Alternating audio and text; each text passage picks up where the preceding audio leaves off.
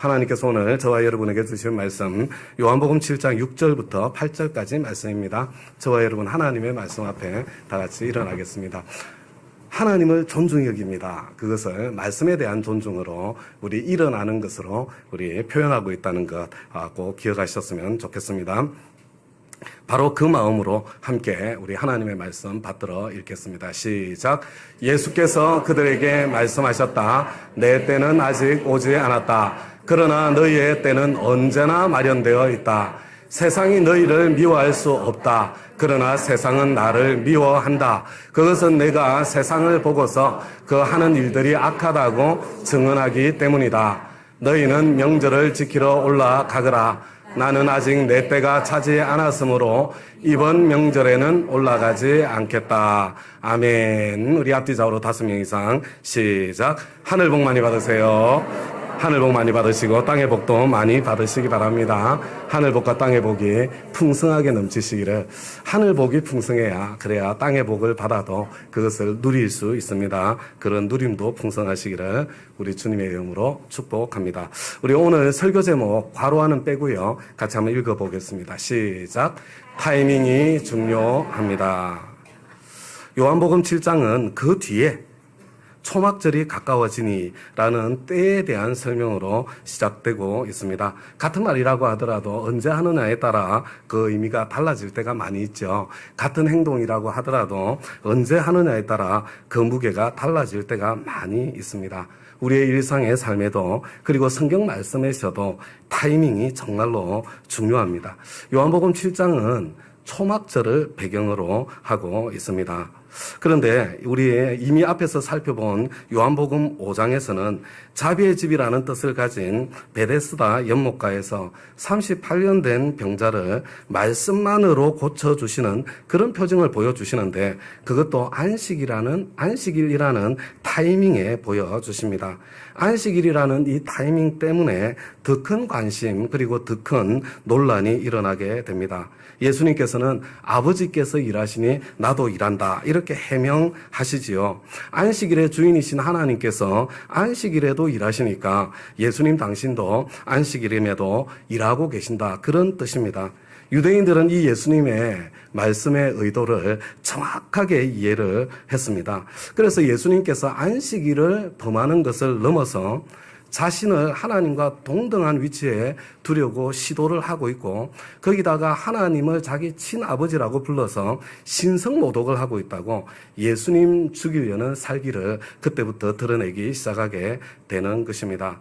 여러분 요한복음 5장이 예루살렘에서 안식일을 배경으로 펼쳐지는 사건이라면 이 요한복음 6장은 갈릴리에서 유월절을 배경으로 전개가 되고 있습니다. 갈릴리 호수 근처 베세다에서 예수님께서는 가난한 어린아이의 도시락 하나에 불과했던 보리빵 5개와 물고기 2마리 그것을 가지고 장정만 해도 5,000명이 넘는 거대한 군중을 먹이시는 그런 표징을 보여주셨습니다. 그 결과로 유대인들이 예수님을 더욱더 열정적으로 쫓아다니게 되고 왕으로 삼으려는 그런 시도를 하게 되고 그 과정에서 유대인들과 긴 대화를 나누신 것이 요한복음 6장에 소개되고 있습니다. 그런데 이 사건이 마침 유월절이 가까웠을 때 일어난 사건이라고 성경이 특별히 저와 여러분에게 알려주고 있습니다. 여러분 타이밍은 특별한 의미를 더해줍니다. 이 유월절이라는 것이 어떤 절기입니까?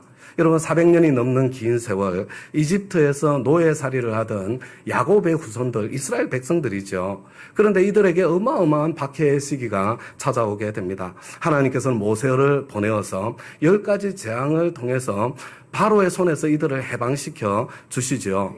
그런데 마지막 10번째 재앙을 보여주시던 밤에 이스라엘 백성들 이제 이집트 땅을 떠나도록 미리 준비를 시키시면서 어린 양을 잡아서 그 피를 문설주와 좌우 임방에 바르게 하고 이제 이집트를 떠날 준비가 완벽하게 갖추어진 그런 상황 속에 그 집에서 그 어린 양의 고기를 남김없이 먹도록 한 날, 여러분 바로 그날입니다.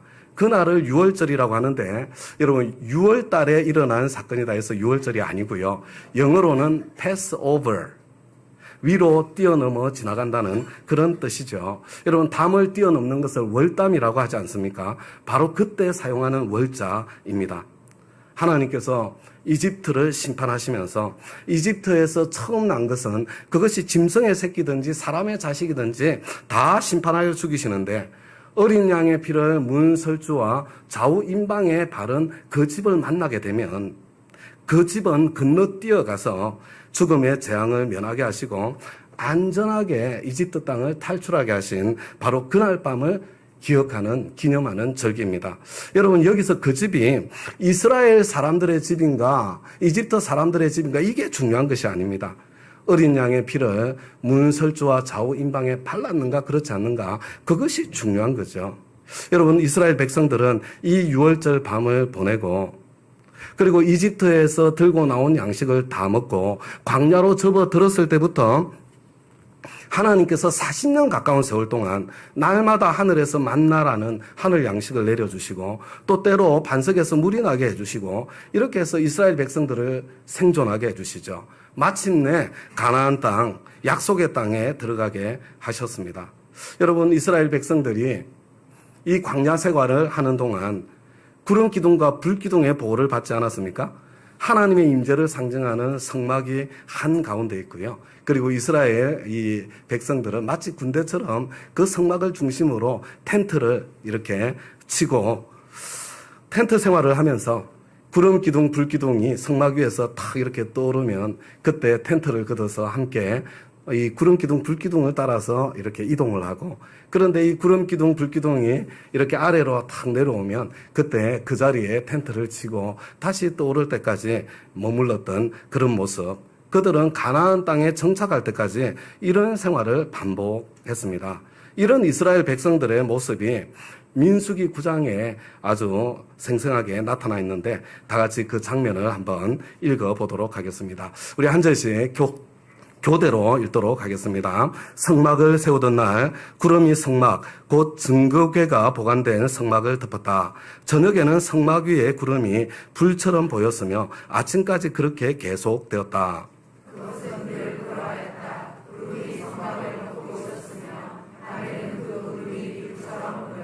구름이 성막 위로 그쳐 올라갈 때면 이스라엘 자손은 그것을 보고 난 다음에 길을 떠났고 구름이 내려와 머물면 이스라엘 자손은 바로 그 자리에 진을 쳤다. 이스라엘 자손은 이렇게 주님의 지시에 따라 길을 떠났고 또한 주님의 지시에 따라 길을 쳤다. 구름이 성막 위에 머물러 있는 날 동안에는 지시에 머물렀다. 그 구름이 성막 위에 여러 날 오래 머물면 이스라엘 자손은 주님의 명을 지켜 길을 떠나지 않았다.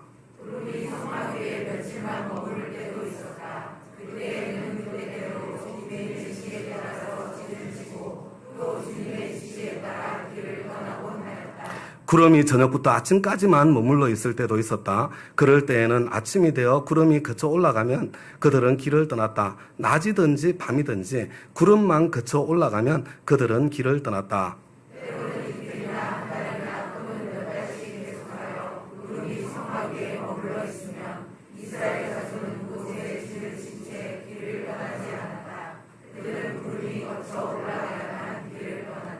함께 읽겠습니다.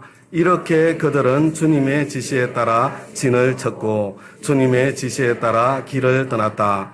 그들은 주님께서 모세를 시켜 분부하신 대로 주님의 명령을 지켰다.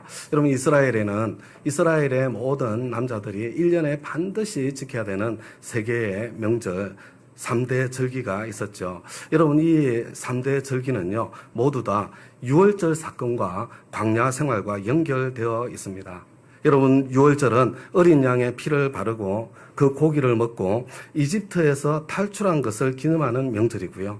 초막절은 그들이 광야에서 성막을 중심으로 텐트를 치며 생활할 때 그때 텐트 재료가 따로 없었잖아요. 초막을 지었거든요.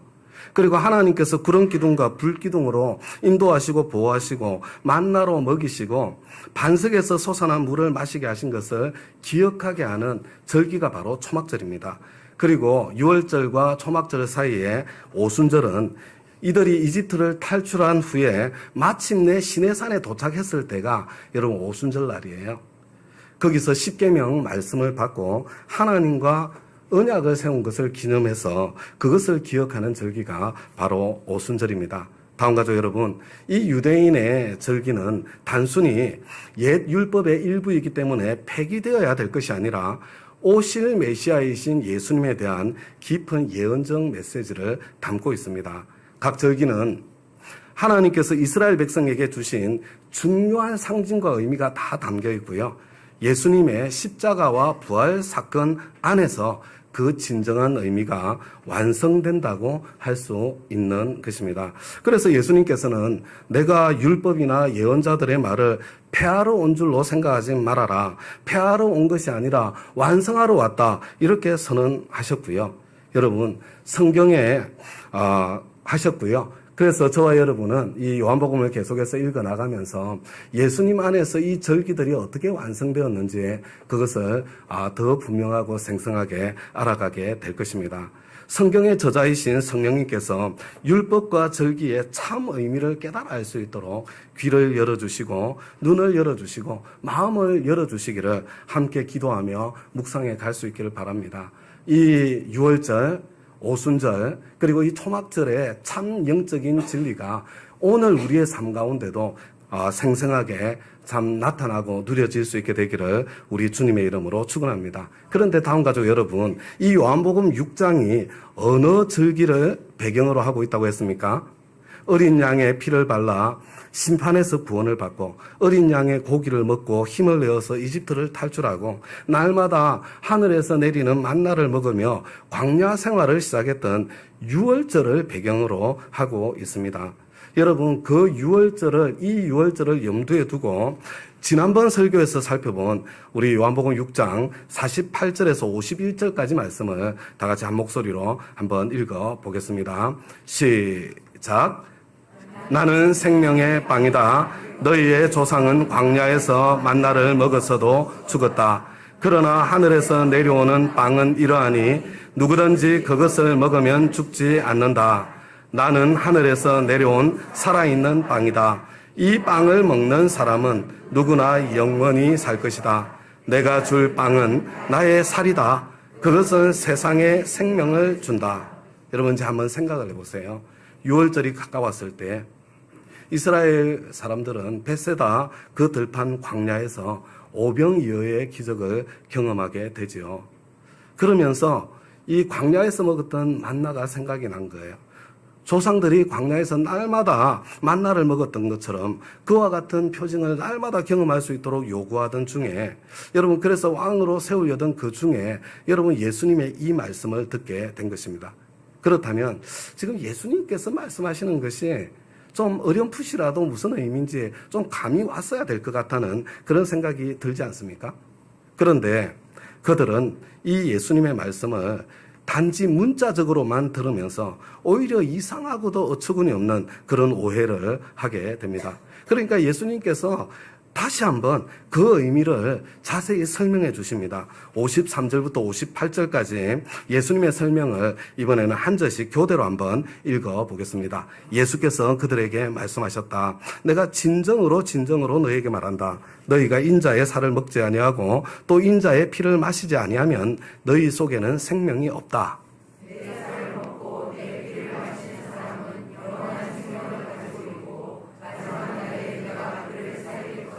내 살은 참 양식이요 내 피는 참 음료이다. 내 살을 먹고 내 피를 마시는 사람은 내 안에 있고 나도 그 사람 안에 있다. 살아계신 아버지께서 나를 보내셨고 내가 아버지 때문에 사는 것과 같이 나를 먹는 사람도 나 때문에 살 것이다. 이것은 하늘에서 내려온 빵이다. 이것은 너희의 조상이 먹고서도 죽은 그런 것과 같이 아니하다. 이 빵을 먹는 사람은 영원히 살 것이다. 여러분 이번에는 좀 더 이해가 되십니까? 그런데 유대인들뿐만 아니라 예수님의 제자들조차도 이 말씀을 제대로 이해를 하지 못하고 수군거리기 시작합니다. 예수님께서 도무지 당신의 말씀을 들을 줄을 모르는 유대인과 제자들에게 계속해서 말씀해 주시는 우리 그 말씀, 우리 요한복음 6장 61절부터 63절까지 말씀을 저와 여러분 한 목소리로 한번 읽어 보겠습니다. 시작. 예수께서 제자들이 자기의 말을 듣고 수군거리는 것을 아시고 그들에게 말씀하셨다. 이 말이 너희의 마음에 걸리느냐? 인자가 전에 있던 곳으로 올라가는 것을 보면 어떻게 하겠느냐? 생명을 주는 것은 영이다. 육은 아무데도 소용이 없다. 내가 너희에게 한 이 말은 영이요 생명이다. 여러분, 이제 조금 이해가 되려고 하십니까? 지금 예수님께서 말씀하시는 것이 무슨 의미인 것 같습니까? 제가 보기에 예수님께서는 지금 청중들이 당신의 말을 알아듣지 못할 것이라는 것을 이미 알고 계셨던 것 같습니다. 그래서 예수님 당신의 십자가와 부활 사건, 그리고 그것을 넘어서 당신이 승천하실 사건까지 경험하면 그때 비로소 진정한 의미를 알게 될 것을 미리 암시해 주고 계신 것이 아닌가 이런 생각이 듭니다. 그리고 예수님 당신께서 지금 말씀하시는 것은 문자적인 의미로 식인종이 예수님 당신의 살과 피를 먹는 그런 것을 말하는 것이 아니라 이게 영적인 것을 이야기하는 것이다.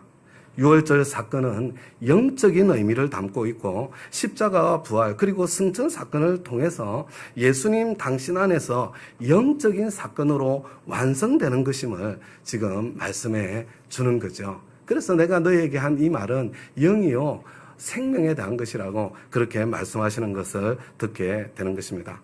다음 가족 여러분, 요한복음 5장에 예루살렘의 베데스다 연못에서 안식일에 38년 된 병자를 고쳐주신 사건 후에 유대 사람들이 당신을 죽일 기회를 호시탐탐 노리고 있었기 때문에 예수님께서는 유대 지방에서 활동하기를 자제하시고 갈릴리에서 주로 활동하셨습니다. 이것은 두려움 때문이 아니었습니다. 아직 십자가를 져야 할 하나님의 때가 아니었기 때문입니다. 여러분, 타이밍이, 십자가 사건도 타이밍이 중요한 것입니다. 그래서 요한복음 6장에서는 갈릴리 지방에서 활동하시던 중에 유월절을 배경으로 오병이어의 표징과 이어지는 사건을 통해서 십자가 부활, 앞으로 있을 십자가와 부활이잖아요. 이것으로 완성될 유월절의 참 의미를 미리 지금 보여주셨다면 이제 요한복음 7장은 그 뒤에 초막절을 배경으로 해서 예수님 당신이 바로 초막절의 완성이 되시고 초막절의 진정한 의미가 무엇인지 그것을 밝혀주는 말씀이 요한복음 7장부터 펼쳐질 것이다. 이렇게 기대를 하고 생각을 해도 될 것 같습니다. 다음 가족 여러분, 요한복음 6장에서 예수님께서 미리 가르쳐 주신 유월절의 참 의미, 그것이 무엇이라고 여러분, 저와 여러분이 이해하고 설명할 수 있겠습니까? 저와 여러분의 신앙생활, 여러분, 광야와 같은 인생길을 걷는 그리스도인의 삶은요, 날마다 예수를 먹고 마심으로 그 광야길을 통과하고 이겨낼 수 있고, 그리고 날마다 예수님을 먹고 마심으로 저와 여러분이 그리스도의 군사로 성장해 갈 수 있다는 것, 그것을 의미하는 것입니다. 그렇다면 다음 가족 여러분, 저와 여러분이 날마다 예수님을 먹고 마신다는 것은 그것은 무엇을 의미하는 것이겠습니까? 여러분, 날마다 새벽 예배를 드린다거나 날마다 큐티와 같은 종교 활동을 한다고 해서 그런 종교 생활 자체가 날마다 예수님을 먹고 마시는 그것이 될 수가 없습니다. 종교 활동을 통해서 하나님과 사랑의 관계가 세워지는 것이고요.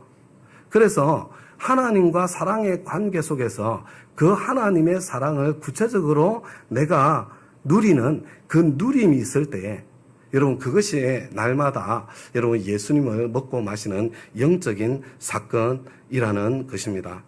여러분, 그 결과로서 우리는 치유와 회복을 경험하게 되고 사명의 삶을 기쁨으로 살 수 있는 새 힘을 얻게 되는 것입니다.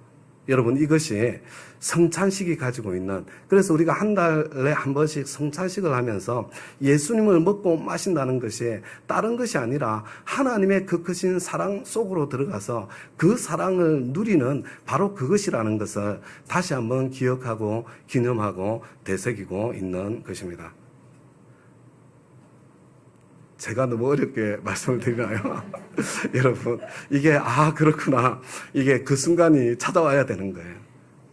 예수님을 날마다 먹고 마시는 것은요, 여러분, 십자가에 담겨 있는 하나님의 그 사랑의 깊이와 넓이 속으로 날마다 들어가는 것을 의미하는 것입니다.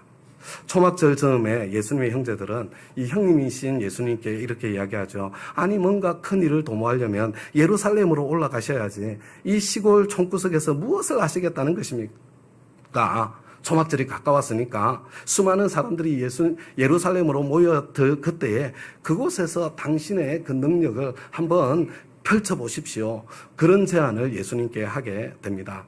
여러분, 한번 생각해 보세요. 지금 예수님의 동생들이 예수님께 그런 제안을 할 때에는 어떤 의미에서 예수님을 믿었기 때문 아니겠습니까? 그들은 예수님의 가르침과 기적의 능력을 가까이에서 경험했습니다. 예수님은 정말로 성공할 수 있는 성공 가능성이 있다는 것을 믿었다고 할 수 있을 것입니다. 그런데 성경은 뭐라고 이야기합니까? 5절 말씀을 보니까 형제들도 예수님을 믿지 않았다고 성경은 그렇게 저와 여러분에게 말씀해주고 있습니다. 사실 이 믿음이라는 단어는 다양한 뜻을 가지고 있습니다. 여러분, 다양한 종류의 믿음이 있는 것입니다. 믿음이라고 해서 다 같은 믿음이 아닙니다. 하나님께서 인정하시는 믿음이 있고 하나님께서 인정하지 않으시는 그런 믿음도 있습니다. 여러분, 유대인들이 예수님을 왕으로 세우겠다 그렇게 했던 것 예수님을 믿었기 때문 아닙니까? 그러나 그것은 자신들의 문제를 해결하고 자신들의 욕망을 채우기 위한 그런 믿음이었지. 그죠? 예수님을 이용하고 하나님을 이용해 먹으려는 그런 믿음이었지 하나님께서 찾으시는 그런 믿음이 아니었습니다. 다음 가족 여러분, 지금 이 세상에 기독교인들이 얼마나 많습니까? 여러분, 한국에만 해도 교회가 얼마나 많습니까? 그런데 예수님께서 인자가 올 때에, 마지막 때에 세상에서 믿음을 찾아볼 수 있겠느냐 이렇게 반문하고 계십니다. 다음 가족 여러분, 어떤 느낌이 드세요? 여러분, 이게 지금 예수님 다시 오실 때 믿음의 사람이 많을 것이라는 뜻입니까? 찾아보기 힘들 정도로 없을 것이라는 뜻입니까? 자칭 예수 믿는 사람들이 수없이 많이 있겠지만 그 안에 예수님께서 찾으시는 진짜 믿음을 가진 사람들, 그런 사람들 찾아보기가 힘들 것이라고 예수님께서 미리 경고해 주고 있는 그런 말씀이 아닙니까? 저와 여러분도 지금 예수님을 믿기 때문에 여러분, 한국 같은 주일이잖아요. 일요일이지 않습니까? 근데 그 일요일에 지금 이 자리에 앉아 있지 않습니까? 그런데 저와 여러분의 믿음은 예수님께서 찾으시는 그 믿음이 맞을까요? 아니면 하나님께서 인정하지 않으시는 그런 종류의 믿음일까요? 저와 여러분 하나님 앞에서 한번 심각하게 고민을 해보아야 되지 않겠습니까? 여러분, 마태복음 7장에 이런 말씀이 있습니다. 나더러 주님, 주님 하는 사람들이라고 해서 다 하늘나라에 들어가는 것이 아니다. 하늘에 계신 내 아버지의 뜻을 행하는 사람이라야 들어간다. 그날에 많은 사람이 나에게 말하기를 주님, 주님, 우리가 주님의 이름으로 예언을 하고 주님의 이름으로 귀신을 쫓아내고 또 주님의 이름으로 많은 기적을 행하지 않았습니까? 할 것이다. 그때에 내가 그들에게 분명히 말할 것이다. 나는 너희를 도무지 알지 못한다. 불법을 행하는 자들아, 내게서 물러가라. 여러분, 저와 여러분이 보기에는 틀림없이 대단한 믿음의 사람인데 예수님의 이름으로 귀신도 쫓아내고 기적도 일어나고 대단한 능력의 사람인데 예수님의 이름으로 예언도 하고 주옥 같은 설교도 하고 정말 탁월한 믿음의 사람인데, 그런데 그 사람들 가운데에 예수님 보시기에는 그저 자기가 하나님 자리에 앉아있는 아노미아의 사람들. 여러분, 제가 이 불법이라는 단어를 여러분들이 오해할까봐 밑에 영어로도 표시를 해두고 헬라어 원어로도 제가 표시를 해둔 거예요. 여러분, 우리가 보기에는 진짜 믿음이 좋은 그런 믿음이 뛰어난 사람인 것처럼 보이는데, 근데 예수님 보시기에는 그저 자기가 하나님 자리에 서 있는 아노미아의 사람들, 불법을 행하는 사람들에 불과한 종교 전문가들이 수없이 많을 것이라고 예수님께서 직접 저와 여러분에게 미리 경고해주고 있는 말씀이지 않습니까? 다음 가족 여러분, 오병이어의 기적을 경험한 사람들은 예수님을 왕으로 세우려고 그렇게 열정적으로 예수님을 찾아다닐 만큼 여러분 그런 믿음이 있는 사람들이었습니다. 그러나 그 믿음은 자기의 탐욕을 끝없이 채워줄 어떤 존재를 향한 믿음. 램프 속의 지니처럼 그렇게 내가 믿는 믿음. 종놈처럼 내가 필요할 때 언제든지 부릴 수 있는 그런 대상으로서의 믿음. 나를 위한 기적을 추구하는 그런 믿음이었을 뿐입니다. 그들은 기적을 경험했지만 표징을 보지는 못했습니다. 그들이 예수님을 쫓아다닌 것은 여러분 그냥 무당을 쫓아다니는 것과 다를 바 없는 그런 종류의 믿음이었습니다. 다음 가족 여러분, 하나님께서 인정하시는 믿음, 예수님께서 찾으시는 믿음, 그 믿음은 도대체 어떤 믿음일까요? 저는 저와 여러분이 이미 너무나 잘 알고 있는 요한복음 1장 12절과 13절 말씀에 그 답이 있다고 저는 생각합니다. 그런데 여러분 이 말씀은 12절과 13절만 읽으면 안 됩니다. 11절부터 읽어야만 이 말씀은 제대로 이해할 수 있는 말씀입니다. 저는 이것이야말로 사도 요한이 저와 여러분에게 전하려는 복음의 핵심 메시지라고 저는 그렇게 생각합니다. 여러분 예수님께서 자기가 창조한 자기 땅에 예수님께서 오신 거예요. 그런데 사람들이 그 예수님을 영접하지 않는 겁니다. 자기가 창조한 자기 땅에 오신 예수님을 창조주 하나님으로 천지 만물의 주인으로 영접한 사람을 이야기하는 겁니다. 그런 사람들에게 하나님의 자녀가 되는 특권을 선물로 주셨다는 것이 이것이 지금 사도 요한이 전하는 복음입니다. 우리를 구원하는 믿음은 예수님을 세상의 주인으로 내 인생의 주인으로 영접하는 믿음입니다. 이것은 오직 하나님이 선물로 주시는 것입니다. 혈통으로, 육정으로, 사람의 뜻으로 되지 않습니다. 다음 가족 여러분, 저와 여러분이 정말로 예수님을 천지의 창조주로, 이 세상의 주인으로, 내 인생의 주인으로 그 예수님을 정말로 믿고 영접한다면, 그렇다면 저와 여러분의 인생에는 어떤 일이 일어나게 될까요?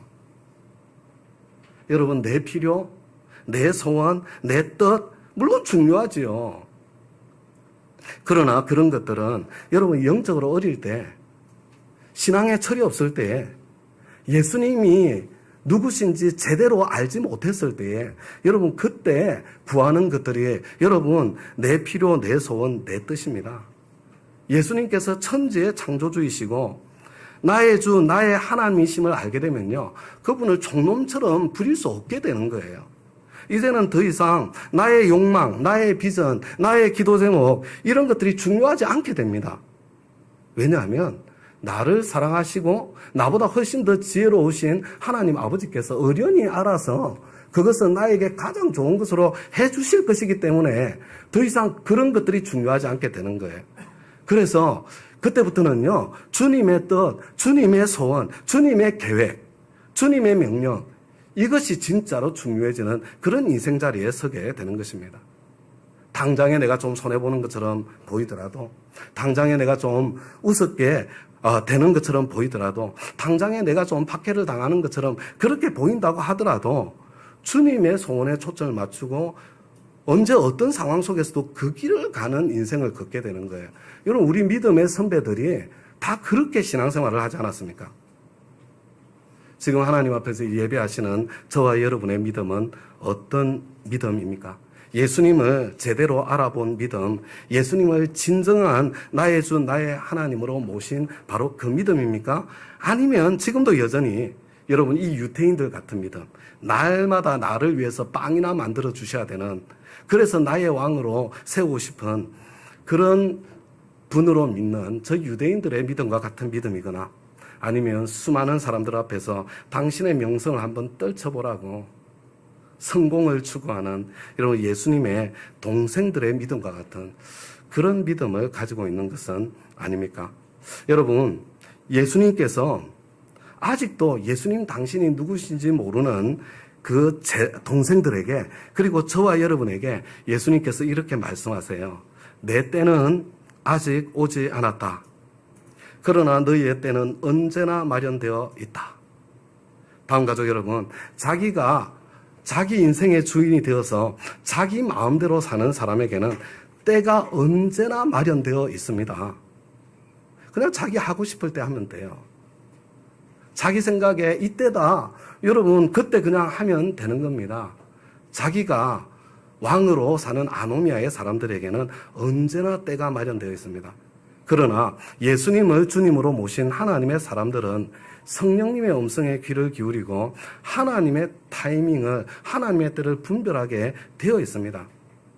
다음 가족 여러분, 하나님의 뜻을 하나님의 방법으로 수행하는 것만으로는 온전한 순종이라고 할 수 없습니다. 여러분, 여전히 자기가 왕으로 사는 자기의로 가득 찬 아노미아의 사람이 되기가 쉬운 길이에요. 여러분, 이 말이 굉장히 어려운 말이에요. 이 말이 구별이 되면 저와 여러분의 신앙이 전혀 다른 차원의 신앙으로 바뀌게 될 것입니다. 다시 한번 말씀드립니다. 하나님의 뜻을 하나님의 방법으로 수행하는 것만으로는 온전한 순종이라고 할 수 없습니다. 여전히 자기가 왕으로 사는 자기의가 가득한 아노미아의 사람이 되기가 쉽습니다. 자기가 왕으로 사는 아노미아의 사람, 자기 마음대로 사는 사람에게는 자기 하고 싶은 때가 바로 그때예요. 때가 항상 준비되어 있습니다. 그러나 예수님의 때는 예수님께서 하고 싶은 때가 아니에요. 하나님 아버지께서 허락하시는 때이고 하나님 아버지께서 이끄시고 인도하시는 때입니다. 진정한 순종은 하나님의 뜻을 행하는 것으로 충분하지 않습니다. 하나님께서 정말로 원하시는 것은 저와 여러분이 하나님과 함께 동행하는 것입니다. 하나님께서 진짜로 원하시는 것은 일이 아니고 하나님 당신과의 사랑의 관계입니다. 그렇기 때문에 진정한 순종은 하나님의 뜻을 하나님의 때에, 여러분 그때가 하나님의 타이밍이거든요. 바로 그때에 하나님의 타이밍에 하나님과 함께 하는 것, 이게 진짜 순종이에요. 여러분, 그러면 하나님의 타이밍이 언제냐면요, 하나님께서 일하시기 시작하시는 때예요. 그때가 하나님의 타이밍이에요. 하나님 당신이 일하시기 시작하시는 때를 보여주실 때 하나님께서 하시는 그 일에 내가 참여하고 뛰어드는 것, 여러분 이게 진짜 순종입니다. 여러분, 바로 이것이 예수님께서 일하시는 방식이고, 우리가 얼마 전에 함께 이것을 자세히 나누지 않았습니까? 요한복음 5장을 하면서요. 여러분, 하나님을 경험하는 삶에서 배우고 연습하는 것이 바로 이 순종을 배우고 연습하는 것입니다. 그런데 다음 가족 여러분, 저와 여러분은 주로 어떻게 일을 합니까? 무엇인가를 시작할 때는 하나님의 인도하심을 구하고 하나님의 도우심도 구하고 그냥 하나님께 막 매달리면서 뭔가를 시작하지 않습니까? 그런데 일단 방향이 정해지고 할 일이 정해지면 그때는 어떻게 하세요? 하나님 가만히 계세요. 하나님 알았어요. 하나님 뜻이 뭔지 알았다니까요. 하나님 무슨 일을 해야 되는지 알았어요. 그러니까 하나님 가만히 계세요. 제가 알아서 할게요. 하나님 제껴두고 자기 혼자 자기 마음대로 일하지 않습니까? 그리고 그만둘 때도 여러분 시작할 때는 하나님의 뜻이 맞습니까? 하나님의 인도하심을 받았습니다. 하나님께서 인도해 주셔서 시작합니다. 그래 놓고는 여러분 그만둘 때는 그냥 자기 마음대로 때려치우잖아요. 힘들다고 때려치우고 하기 싫다고 때려치우고. 다음 가족 여러분, 우리는 영혼 구원하여 제자 삼는 주님의 손을 붙잡고 사는 사람들인데, 여러분 영혼 구원에서 제자 삼는 일도 마찬가지예요.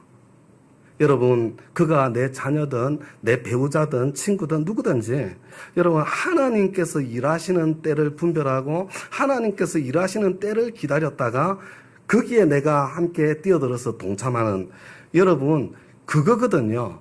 하나님께서 일하기 시작하시기 전에는 그냥 내가 해야 될 나의 일을 하는 것이 중요한 것입니다. 여러분, 믿음이 생기게 하는 것은 내가 할 수 있는 일이 아닙니다. 하나님께서 하실 일입니다. 내가 할 일은 그저 사랑하며 섬기는 일이잖아요. 교회에 데려와 보려고, 믿음 생기게 해보려고 처음부터 조바심 내고 안달하고 압박하고 막 내 수단 방법을 사용하기 시작하잖아요. 오히려 힘만 들고 오히려 방해만 될 뿐입니다. 그냥 묵묵히 사랑하고 섬기고 들어주고 필요를 채워주고 기도하면서 기다리면 반드시 하나님께서 일하시는 때가 오게 되어 있고 그것을 하나님께서 보여주세요. 여러분, 그때에 내가 하나님과 함께 일하면 여러분, 하나님이 하시는 열매를 함께 거두게 되는 거거든요. 순종할 때에 여러분, 방법도 중요하지만 타이밍도 동일하게 그만큼 중요한 것입니다. 예수님께서는 세상이 당신을 미워한다고 말씀하셨습니다. 당신이 세상이 하는 일이 악하다고 선언하셨기 때문입니다. 여러분, 바른말 옳은말 하면 저와 여러분이 경건하게 살려고 예수의 길을 따라가려고 하면 여러분 미움을 받게 되어 있는 것이 여러분 정상입니다. 그리스도인의 삶을 저와 여러분이 살다 보면 미움받는 일이 생기는 것이 오히려 더 자연스럽습니다. 만약에 모든 사람들과 친구가 되고 모든 사람들의 칭찬을 받고자 한다면 마귀도 친구가 될 것입니다. 여러분, 저와 여러분이 참 예수 그리스도를 따라 하나님의 타이밍을 추구하면서 걸어갈 때 미움만 받는 것이 아니라 오해받는 일도 많이 생길 것입니다. 지금 유대인들도 제자들도 예수님의 동생들까지 지금 예수님을 오해하고 있지 않습니까? 가장 가까이 있는 사람들의 오해는 예수님을 얼마나 속상하고 힘들고 아프게 했을까요? 여러분, 그 상황 속에서 오늘 이제 마지막으로 함께 읽을 말씀입니다. 우리 8절부터 10절까지 말씀 다 같이 한번 읽어보겠습니다. 자, 어떤 느낌이 드는지 생각하면서 읽는 겁니다. 시작. 너희는 명절을 지키러 올라가거라. 나는 아직 내 때가 차지 않았으므로 이번 명절에는 올라가지 않겠다. 이렇게 그들에게 말씀하시고 예수께서는 갈릴리에 그냥 머물러 계셨다. 그러나 예수의 형제들이 명절을 지키러 올라간 뒤에 예수께서도 아무도 모르게 올라가셨다. 여러분, 어떤 느낌이 드세요? 이 자리에 계신 저와 여러분 가운데 혹시 그런 생각 드시는 분들 계시지 않습니까? 뭐야, 지금 예수님께서 명절에 올라가지 않겠다 이렇게 말씀해 놓으시고는 지금 나중에 혼자 몰래 올라가셔서 이거 예수님 거짓말 하신 거잖아. 목적이 선하면 거짓말을 해도 되는 거야, 예수님처럼. 뭐 이렇게 지금 예수님 오해하시는 분들 혹시 이 자리에 계시지는 않습니까?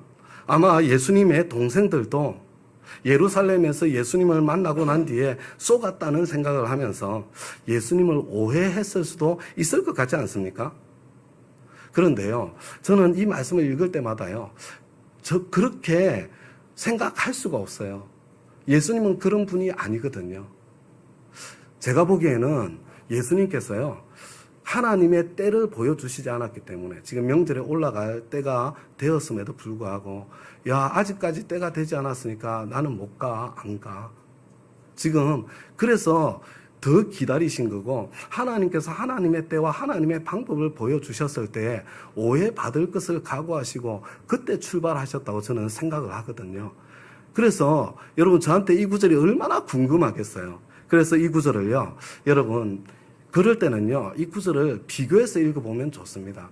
여러분, 새번역과 개역 개정을 한번 비교해서 한번 읽어보시기 바랍니다.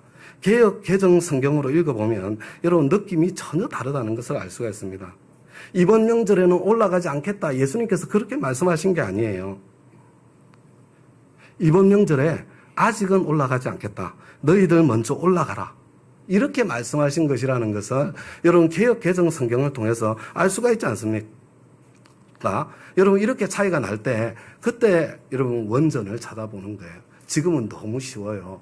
재미나이한테 헬라어로 읽어줘 그러면 읽어주고요. 이거 해설해줘 한국말로 그러면요, 여러분 어떤 신학자보다 더 탁월하게 여러분 재미나이가, 챗GPT가, 퍼플렉스티가 여러분 다 해석을 해줘요. 여러분, 신약 성경이 씌어진 헬라어 성경을 찾아보면요, 이 아직에 해당되는 헬라어 단어가 오포라는 단어예요. 오포라는 단어. 여러분, 이 헬라어 원문에는요, 이 오포라는 단어가 2번 나옵니다. 그런데 안타깝게도 3번역을 번역하신 분이 하나를 생략해 버리신 거예요. 여러분, 개역 개정은요, 정말로 원문에 충실하게 이 오포의 위치까지도 정확하게 2번 다 넣고 지금 번역을 하고 있는 것입니다. 여러분, 예수님께서 동생들을 속이고 비밀리에 올라가신 것이 아니에요. 아직 하나님의 타이밍이 아니었기 때문에 하나님의 때와 방법을 늦었을 수 있는데 그때까지 기다리고 계셨던 것입니다. 그리고 하나님 아버지께서 말씀하셨을 때 바로 그 타이밍에 하나님의 방법으로 이번에는 은밀하게 올라가라. 그게 하나님의 방법이었기 때문에 하나님의 방법으로 올라가신 것입니다. 다음 가족 여러분, 이 오해라는 것은요, 다른 사람도 자기 같은 줄 알아서 찾아오는 것이 생기는 것이 오해입니다.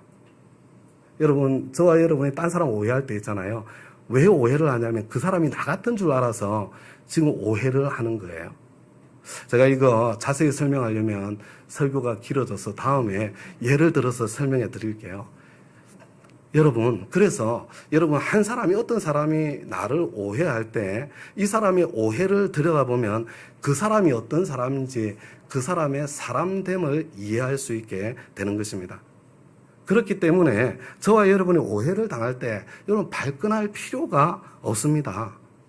발끈해도 소용없어요. 그 사람의 사람됨의 어떠함 때문에 오해를 하는 것이기 때문에 여러분 발끈하시면 손해만 보는 거예요. 그냥 그 사람의 사람됨을 파악하는 기회로만 삼으시면 되는 것입니다. 어떤 사람의 오해는 자기가 그렇게 하고 있기 때문에 다른 사람도 그렇게 할 것이라고 단정 짓는 경우가 대부분이기 때문에 그렇습니다. 자꾸 하나님도 나 같은 줄 알아서 하나님에 대한 오해가 끊임없이 일어나는 거예요. 다음 가족 여러분, 미움을 받을 때, 오해를 당할 때에 이상한 일 당하는 것처럼 생각해서는 안 됩니다. 여러분, 세상에는 미움과 오해가 가득하기 때문에 그렇습니다. 여러분, 그것 때문에 속상해하는 대신에요, 그런 것을 견뎌낼 수 있는 맷집을 기르는 것이 중요한 것입니다. 여러분, 미움도 오해도 뛰어넘을 수 있는 맷집을 길러야 합니다. 그래야 하나님의 타이밍이 올 때까지 흔들리지 않고 끝까지 기다릴 수 있는 사람이 되고요. 여러분, 그 맷집을 기른 사람만이 기꺼이 십자가를 지는 자리까지 성장해서 자라서 여러분 그 자리까지 갈 수 있기 때문에 그런 것입니다. 다음 가족 여러분, 예수님의 형제들에게는 항상 그들의 때가 마련되어 있었습니다. 자기가 하나님 자리에 서 있는 아노미아의 사람들은 그저 자기 하고 싶을 때, 자기 생각에 최선일 때 그때 하면 되는 것입니다. 그러나 예수님을 주님으로 모신 저와 여러분은 영혼 구원의 일이든 제자 삼는 일이든 직장에서 그리스도인으로 섬기는 일이든 교회에서 섬기는 사역하는 일이든 여러분 사람들이 어떻게 생각할까? 혹시 오해받지는 않을까? 물론 그것까지 배려해서 노력하면 좋은 일이겠지만요, 그게 내 생각에 초점이 되어서는 안 됩니다. 여러분, 그보다는 하나님께서 일하시는 때를 분별하고 그것을 기다리고 하나님께서 일하시는 그 일에 일하시는 그 일이 보일 때가 하나님께서 초대하시는 그때거든요. 그때 동참하여 하나님과 함께 할 줄 아는 그런 삶을 살도록 힘써 저와 여러분이 노력해야 되는 것입니다. 오늘 제가 구체적인 예를 더 들 수 없어서 죄송하고요. 다음 주에 조금 더 들려고 그래요. 근데 오늘 한 가지만 제가 여러분들에게 부탁하는 것으로 오늘 설교를 마무리하려고 합니다. 특별히 제가 2주 전에 목회 편지 435번을 통해서 미래 비전 팀을 위해서 기도해 달라고 여러분들에게 기도 부탁을 드린 것이 있습니다. 여러분, 저와 여러분이 우리 교회의 미래 비전 팀을 위해서 기도해 주실 때도요, 여러분, 이게 미래 비전 팀이 우리 교회의 미래 비전을 추구하는 거 아니잖아요? 그러면 우리 교회가 아노미아의 교회 되지 않겠습니까? 그게 아니라 우리 교회의 주인이신 우리 주님의 우리 교회를 향한 미래 비전을 여러분 그거 무엇인지 그거 찾고 그거 구하고 그거 기도하고 그 방법을 찾아가는 거, 이게 미래 비전 팀이 해야 될 일 아니겠습니까? 그러니까 우리 교회 미래 비전 팀의 사역과 관련해서 기도해 주실 때도요, 여러분 이거 쉬우냐 어려우냐 부담이 크냐 적으냐 이거 우리가 할 만하냐 그렇지 못하냐, 물론 그것도 생각해야 되지만 그것이 미래 비전 팀의 사역의 중심에 있어서는 안 된다는 것입니다. 여러분, 그보다는 이것이 하나님께서 원하시는 그 방향성이 맞는가? 이것이 하나님께서 원하시는 그 방법이 맞는가? 여기에 초점을 두고요, 그것을 넘어서 지금이 하나님께서 일하시는 그때가 맞는가? 특별히 하나님의 타이밍을 더 잘 분별해낼 수 있도록. 그래서 방향과 방법과 타이밍이 맞다면, 다른 말로 하면 하나님께서 일하고 계시다는 것이 분명해지면, 그때는 하나님 크기의 일을 기대하면서 조금 부담이 되고 조금 힘들게 느껴져도, 여러분 물론 전제가 있는 거예요. 하나님께서 불러주신 방향성, 하나님께서 보여주시는 방법, 그리고 하나님께서 일하시는 때, 이것이 틀림이 없다면 여기에 초점을 맞춰서 좀 거기에 한번 뛰어들어보는, 하나님 크기의 일을 기대해보는 그런 미래 비전 팀이 될 수 있도록, 그리고 우리 온 교회가 그런 뭐라고 할까요? 전망 가운데에 우리 교회의 앞으로의 발걸음을 함께 계획하고 분별하고 결정해 나갈 수 있도록 그렇게 기도해 주시기를 부탁드립니다. 이제 우리 다 함께 자리에서 일어나셨어요. 우리 말씀의 응답에서, 개인적인 영역에서도 교회적인 영역에서도 하나님께서 귀를 열어주시고 눈을 열어주시고 마음을 열어주셔서 주님의 음성이 들리고 하나님께서 일하시는 때 하나님의 타이밍이 보이고 분별할 수 있도록 열어주소서. 내 눈을 열어주소서, 내 귀를 열어주소서, 내 마음을 열어주소서. 우리 기도하는 마음으로 우리 2번 반복해서 우리 찬양하도록 하겠습니다.